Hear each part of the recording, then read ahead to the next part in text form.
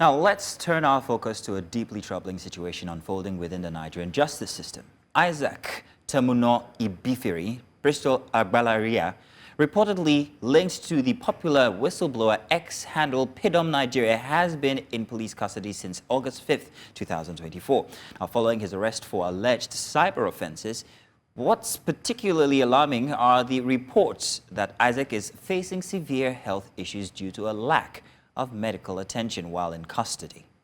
Our sources close to the situation reveal that he's been held in solitary confinement, denied access to medical care for untreated injuries, and isolated from other detainees. His condition has reportedly worsened, raising serious concerns about the inhumane treatment of detainees and the denial of basic human rights. And so today we have a special guest joining us, a member of Isaac's family, Emmanuel Bristol-Alagbariya. He's Executive Director, Center for Ijaw National Economic and Business. Emmanuel will be sharing his first-hand experience of this distressing situation and provide insight into Isaac's current condition. Emmanuel, thank you so much for joining us today. Thank you, Emmanuel. Emmanuel, first of all, thank you. Of course, this is incredibly hard, I must understand, for your family. But can you tell us, can you start by telling us how Isaac's health has been since his arrest on August 5th? Well, it's quite an unfortunate situation and quite embarrassing. It speaks volume of our justice system, even when we know that the long arm of the law is quite small. But I think we should be given assurance that whatever the situation, however the time, we can achieve justice. And in the quest for achieving justice, people shouldn't suffer some level of loss. And when it has to do with human health, it is something that shouldn't be compromised for. My younger brother, as God may have it, he is my biological brother. He's behind me. We're five in number, 2 girls and 3 boys. I am the 3rd child in the family. He's the 4th. The same mother, the same father. So I'm speaking from an informed part of angle of view, and I'm also speaking on behalf of the family. And I'm equally at the moment, I'm the head of the family. Isaac was arrested on the 5th of August. He was arrested in Nigerian style. The policemen came to his hotel. They arrested him, carried away with some items. Inventories were not taken. We took his personal diaries, and that contained his crypto login details, his email password, and comments. And from there, they moved him to anti-kidnapping units at the Minokoro police station. While he was there, the next day, after 24 hours, we got the information. We started searching for him. And, it is quite embarrassing that our security agencies could stoop so low to deny the arrest of a citizen. Even when we went to the police control room, they sent signals across all their units and commands, including the anti-kidnapping unit. And at that unit, they said they knew nothing about the arrest. The police now asked me, I was the one that went to search for him. The police now asked me to check for him with their sister agencies. I went to EFCC. EFCC told us, when they asked me to describe how the arrest, how the kidnapping took place, I told them that the men that kidnapped him came with 2 Lexus RS 350 private vehicle, and they blindfolded him, handcuffed him, put him inside the car, and they zoomed off with him. They said that is not their style, and it's against their ethics, that if they are going for an arrest, they must adorn their uniform officially, their vest, their vest, or even if they are putting on their black mufti, you see their tag. So they advised me, EFCC advised me to check with the DSS. I went to the DSS. The DSS said that they were in the war.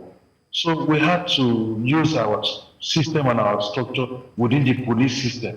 And we got a wind of it that he is with the anti-kidnapping units at Minokoro. We went there, As we went there, we insisted that we informed that he is here. Please, can we see our brother? Initially, they denied that he wasn't there. Later, they accepted and they told us that he had been flown to Abuja, whereas he was still there.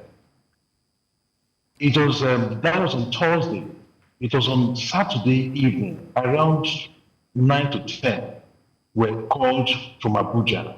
One officer that identified himself as EY told us that our brother is with them, that according to the law, that he is his right to give a statement in the front of his lawyer, that we should get him a lawyer. We told him that quite unfortunately that we're all residents in Port Harcourt and that they should give us some time to get to prepare a lawyer that will come to Abuja.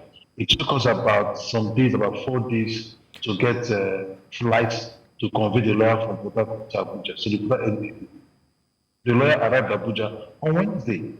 When he arrived at Abuja, that day they could not take his statement. It was on Thursday they took his statement.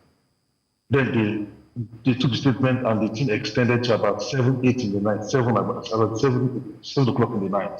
So that was when the statement, that was when they ended. They're now scheduled to resume the next day, which is on Friday. They said that they want to get his statement of account. And that Friday, they could not get it of account. So it's extended till Monday. The lawyer had to come back to Port Harcourt because he has other things to do in Port Harcourt. Since then, though they granted him administrative bail, but were so embarrassed and surprised that they could place a bond of 500 million naira. 500 million naira for somebody that is innocent. According to the law, even if the person was caught in the act, is presumed to be innocent until proven guilty by not just a court, but a competent court jurisdiction. So Isaac has been treated like a criminal.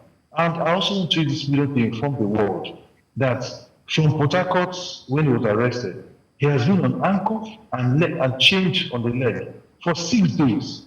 When they conveyed him to the airport, even at the hotel premises, and the top of the door was arrested, the picture they painted and the information they gave that he came to arrest a notorious armed robber.